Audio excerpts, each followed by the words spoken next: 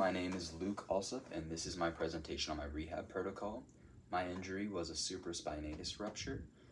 The supraspinatus is one of the four muscles in the rotator cuff, and they facilitate various shoulder movements. Right. And here specifically, our patient is a tennis athlete who went through arthroscopic surgery to repair this tear in the rotator cuff.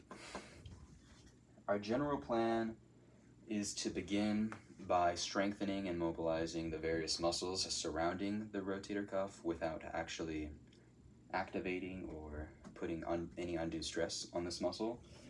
After that, we're going to focus on passive range of motion, and the next phase will focus on assisted active range of motion, and the next phase after that will be active range of motion. And after that, we will work on sport-specific movements to prepare the athlete to return to sports.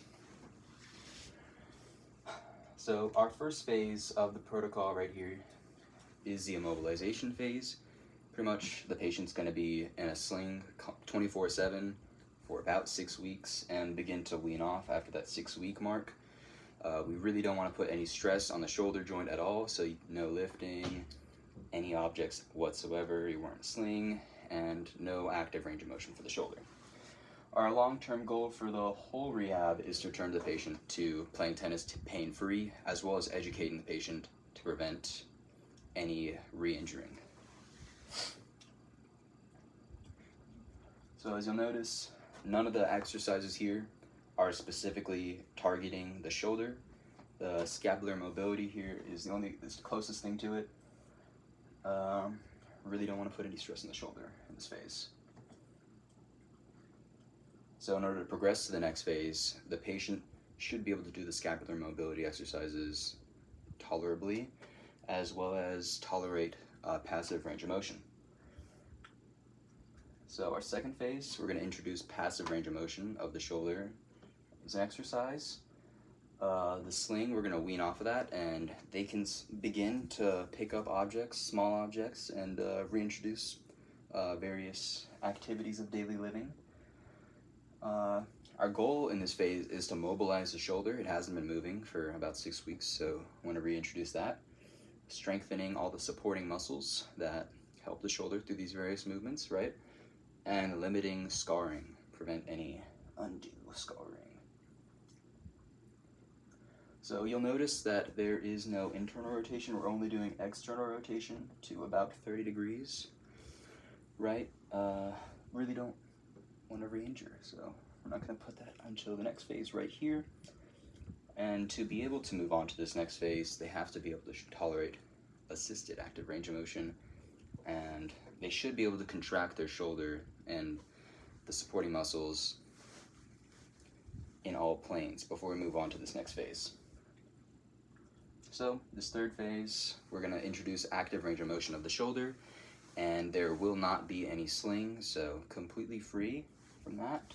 We're introducing internal rotation, but still no excessive load. Still trying to be careful, don't want to re-injure.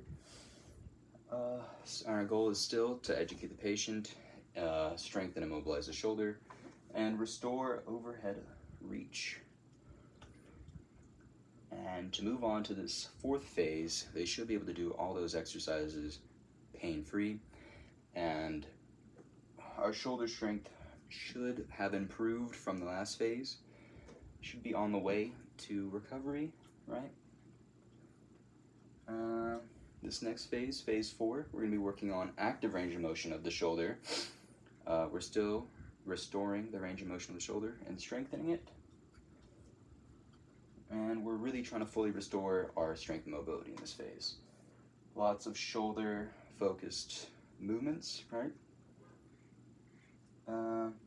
And to move on to the final phase, which is returning back to sports, they should be able to do all their activities of daily living pain-free, as well as the exercises. So in this final phase, we are adding sport-specific movements. Tennis is an overhead sport. Really trying to be careful. It's a higher risk of re-injuring.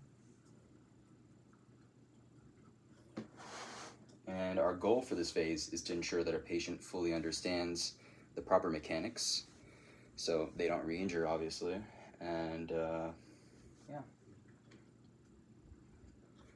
discharge parameters for this rehab protocol are that they have fully restored their range of motion for the shoulder as well as their strength, and they should be able to do all their activities of daily living pain-free, right?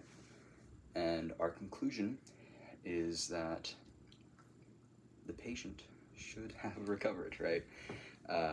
We're hoping that they at least get 90% of their injured arm strength back compared to the uninjured arm, right? And to prevent re-injuring, we're hoping that the education of the rehab protocol really helped them. If they were educated properly, they should understand both what could lead to another injury as well as what helps prevent more injury. And that's going to be about it.